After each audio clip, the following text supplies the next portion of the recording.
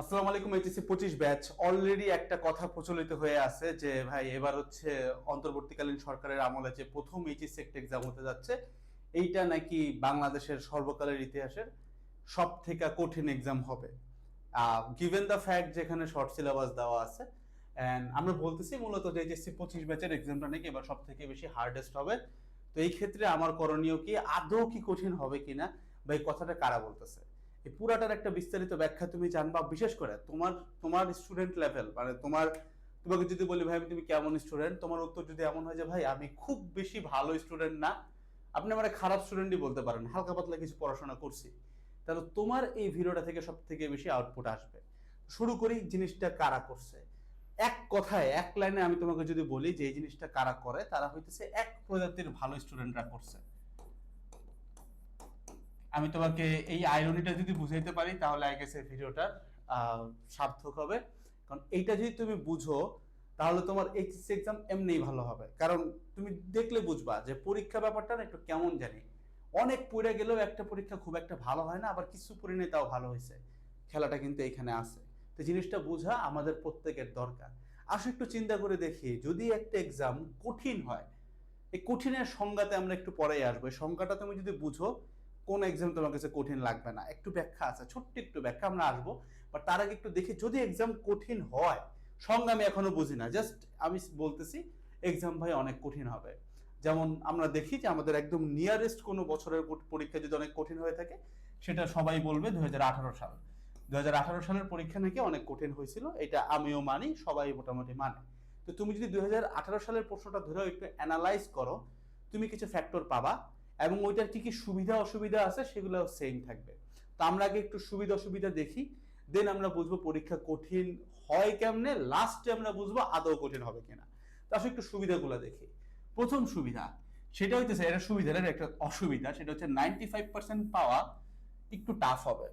তার মানে কি, একটু বোঝার চেষ্টা করি। মনে করো একটা পরীক্ষা কঠিন হইতেছে, তো এ প্লাস পাবে কি পাবে না এটা আমি জানি না, তবে এতটুকু একদম আমাদের কমন সিনারিও, কমন সেন্সে চলে আসে যে আমি যদি একদম টপ টায়ার একটা মার্ক চাই, এই নাম্বারটা তোলা একটু কঠিন হবে। কারণ এমনি দিছে শর্ট সিলেবাস, তার উপরে যদি প্রশ্ন কঠিন হয়, তার মানে আমাদের শর্ট সিলেবাসের একটু ডেপথ থেকে প্রশ্ন আসবে। অবভিয়াসলি ফুল সিলেবাস থেকে প্রশ্ন আসবে না, লিখে রাখতে পারো, বাট একটু ডেপথ থেকে প্রশ্নটা আসবে। ঠিক আছে, এই হচ্ছে কথা। ওইখান থেকে দেখা যাবে যে 95% প্লাস পাওয়া একটু টাফ হবে। দেখা যাবে সিকিউ সহজ আসলে এমসিকিউ টাফ হয়ে গেছে, বা দুইটাই টাফ আসতেছে, বা এমসিকিউ সহজ সিকিউ টাফ হয়ে গেছে। মানে মেজর কেসে দেখা যাবে যে 90% প্লাস যে নাম্বারটা, এইটা ধরা অনেক টাফ হয়ে যাবে। এবার সেকেন্ডে আসো, এ প্লাস পাওয়াটা সেম থাকবে, এই জিনিসটা আমরা একটি স্টার মার্ক দিয়ে যাই। এইটা আমরা ব্যাখ্যা করবো লাস্টে যে কেন এ প্লাস পাওয়ার স্ট্র্যাটেজি, বা এ প্লাস পাওয়ার ডিফিকাল্টি, বা কতটুকু কঠিন, কয়জন পাবে, এইটা মোটামুটি একই রেঞ্জে থাকবে। কেন, এটা আমরা একটু পরে যাচ্ছি। থার্ড হচ্ছে, খারাপ স্টুডেন্টরা ইজিলি এলিজেবল হবে। এইটাও একটু ব্যাখ্যামূলক, এটা আমি ব্যাখ্যা এখানে দিয়ে রাখি। দেখো নর্মালি চিন্তা করো, সে তোমাকে যদি এখন বলি, যেহেতু তোমার হয়তো এখন সব অপশন আছে, তুমি যদি বলো যে ভাই আমি ইঞ্জিনিয়ারিং প্রেপ নিয়েছিলাম, বা এই গদ্দা আইডিয়া আমি কি বলতেছি, তোমার হয়তো মেইন টার্গেট থাকবে হচ্ছে বুয়েট।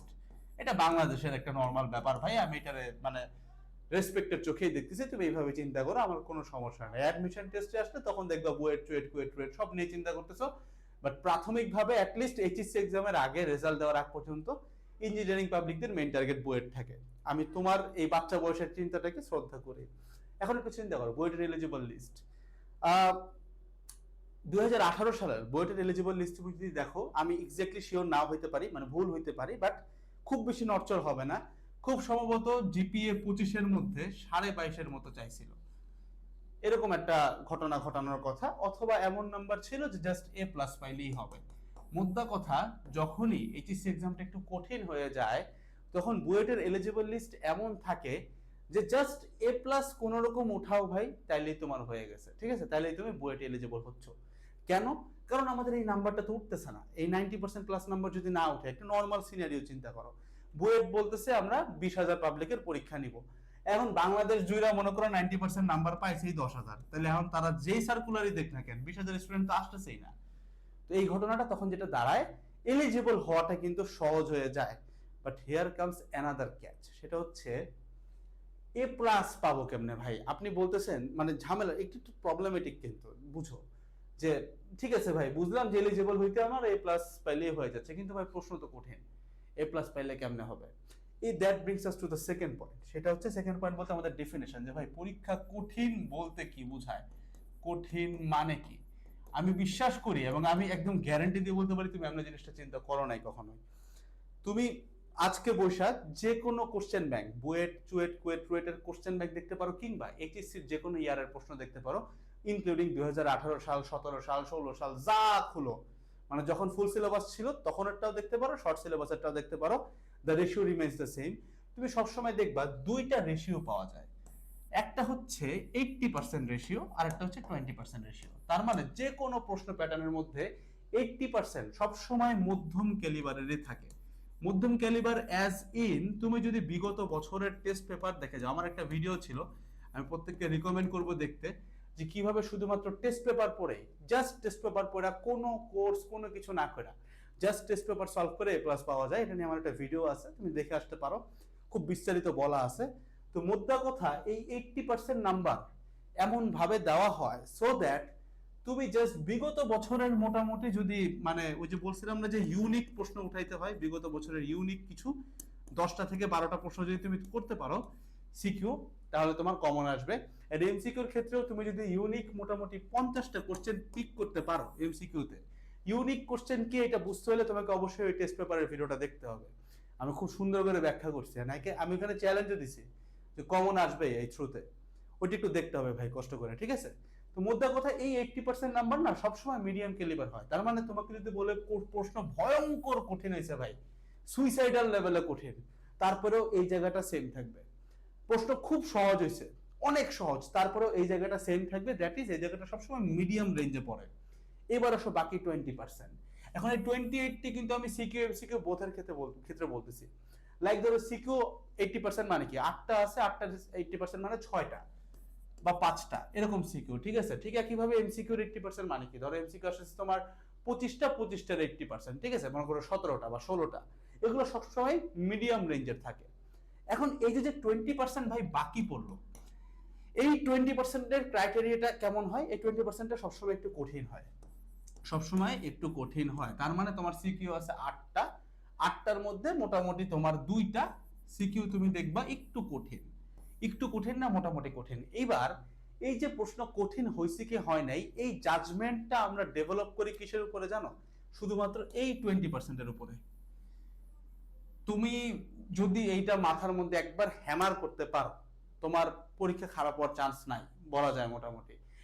বললাম না যে কারা এটাকে প্রপাগান্ডা করে, আমি এটা তোমাকে বলতেছি একটু পরে, বাট একটু বুঝো।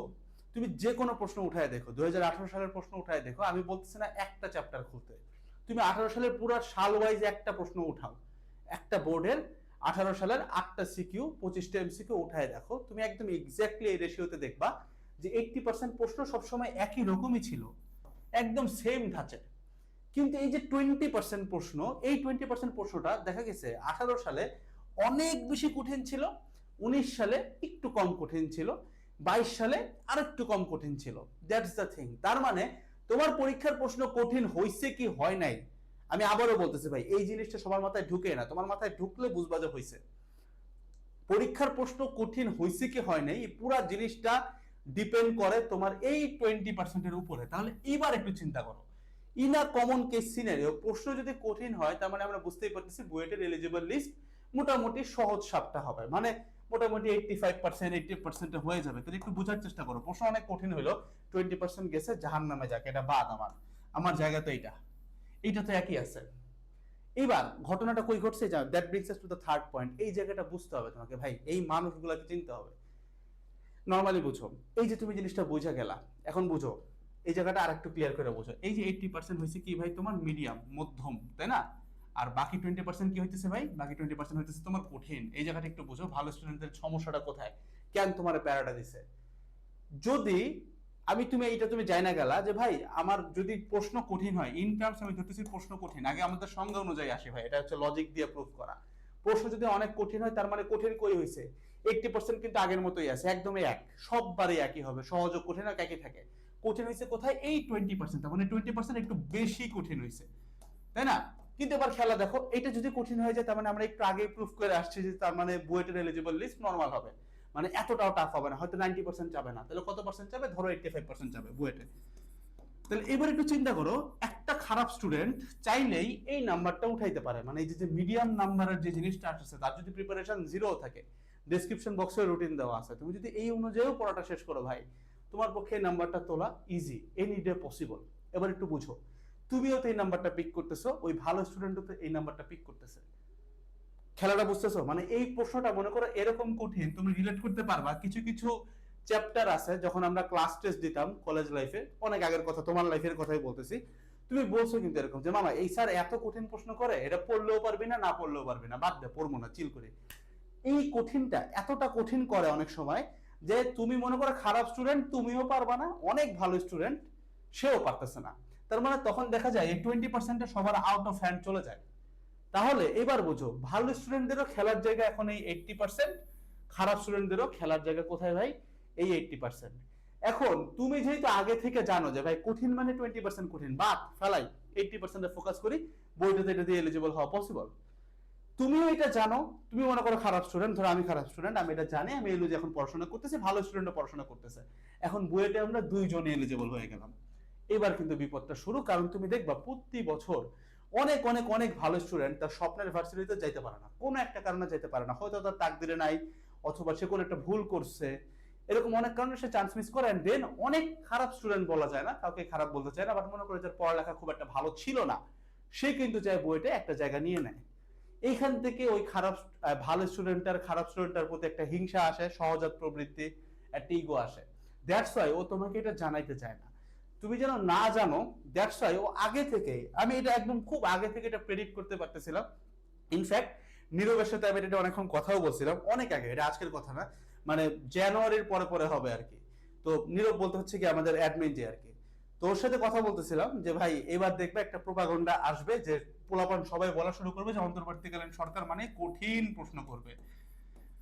তো দেন আমরা এটা নিয়ে ব্যাখ্যা করছিলাম, আমরা কথা বলছিলাম যে ভাই কঠিন প্রশ্ন কেন বলবে, কারণ ভালো স্টুডেন্টরা চায় যে তোমাদের মাথায় ঢুকাইতে যে ভাই প্রশ্ন কঠিন হবে, তোর পড়া লাভ নাই, ফেলা, কাম ব্যাক করা পসিবল না, ফেলা, আমি পড়ি, ঠিক আছে, বুঝছো খেলা। কিন্তু তুমি যদি আজকে যদি সত্যিটা জানা গেলা যে ভাই কঠিন মানে 20% কঠিন, তো আমার 20% জাহান্নামে যাক না, আমি আমার 80% নিয়ে থাকি না, ওই বিগত বছরের প্রশ্নগুলো দেখলেও তো হইতেছে, ঠিক আছে, বা আমরা যে কম্প্যাক্ট করে দিচ্ছি তাতেও তো হইতেছে। তা আমাকে তো এইটা নিয়ে এত ফ্যাসিনেশন দেখানোর দরকার নেই, এটা জাহান্নামে যাক, এটা ভালো স্টুডেন্টও পারবে না, আমিও পারবো না, তো that's a good thing for me যদি প্রশ্ন কঠিন হয়। মুদ্রা কথা, এবার লাস্ট কথা শুনো, প্রশ্ন কঠিন হোক, প্রশ্ন সহজ হোক, প্রশ্নে জাহান্নাম হোক, যাই হোক না কেন, তোমার ধরন সবসময় একই থাকবে। তুমি যদি এই 80%-এ ভালো হও, এই 20% অটোমেটিক্যালি পারবা, তার মানে 20% যারা পারার তারা এমনিই পারবে, না পারলে নাই, যায় আসতেছে না। সো প্রশ্ন কঠিন হবে নাকি সহজ হবে, এইটার জন্য তোমার যদি কোনোদিন মনে হয় যে I should give it a thought, আমি জানি এই ভিডিওটা যদি আমি আজকে না বানাইতাম, তুমি আজকে হয়তো ভাবতা না, বাট নেক্সট 2 থেকে 3 মাসে তুমি ডেইলি 3 বার করে এটা ভাবতা, কারণ এই প্রোপাগান্ডাটা আরো বেশি জোরালো হবে, সো দ্যাট তুমি ভালো করতে না পারো। Because I belong to you people ভাই, তোমরা যারা মোটামুটি মিডিয়াকর স্টুডেন্ট আসো, আমি একটা নটরডেমের ছাত্র হয়ে বলতেছি, আমি শুরু থেকেই তোমাদের মতো একটা স্টুডেন্ট হিসেবে বিলং করি, যাকে মুখের উপরে তার একটা ফ্রেন্ড একবার বলছিল যে তুই বুয়েটে এসে কি করবে। মজার আইরনি হচ্ছে আমি তখন থেকে এই জিনিসগুলো বুঝতাম বুঝতাম এন্ড আলহামদুলিল্লাহ আমি আমার স্বপ্নের জায়গায় যাইতে পারছি। যে ফ্রেন্ড আমাকে দেখে ঈর্ষা করতো সে হয়তো জায়গাটাতে আসতে পারে নাই। তো থিং ইজ ভাই, আমি তোমাদের জায়গায় বিলং করি এবং আমি নিজে আমার ছাত্র জীবনে এই জিনিসগুলোকে প্রতিনিয়ত ট্যাকেল করতাম। ইনফ্যাক্ট এখনো বুয়েটের লাইফ হিসেবে সেম ভাবে ট্যাকেল করি। যখন আমাকে বলে যে এবারের ট্রান্স ফাইনাল মামা খুব কঠিন হবে, তুই তোর কাজকর্ম বাদ দিয়ে পড়ালেখা শুরু করে দে, বা পড়িস না এবার বাদ দে, এটা ফেল কর, বাট আমি প্রতিবারই দেখছি যে না ভাই ফেল করা লাগতেছে না, কজ রেশিওটা সেম থাকে, আমাদের টার্ম ফাইনালের রেশিও সবসময় সেম থাকতেছে, যে লাইক এত নাম্বার লাগবে, এটার এত পার্সেন্ট উঠাইলে আমার হয়ে যাচ্ছে, ঠিক আছে, এই রেশিওটা আমাদের আজীবন সেম থাকতেছে। তো ব্যাপারটা আমি নিজে ট্যাকেল করতে পারি, আমি জাস্ট চাই, আমি যেন জাস্ট চেষ্টা করতেছি যে এই ভিডিওটা যদি ভাই 100 মানুষও দেখে, তার মধ্যে যেন 10টা মানুষ অ্যাটলিস্ট এই জিনিসটা বুঝতে পারে যে ভাই প্রশ্ন কঠিন হোক, প্রশ্ন সহজ হোক, আমার কাজ একই, সেটা হচ্ছে ওই কমন জিনিসগুলা পারা।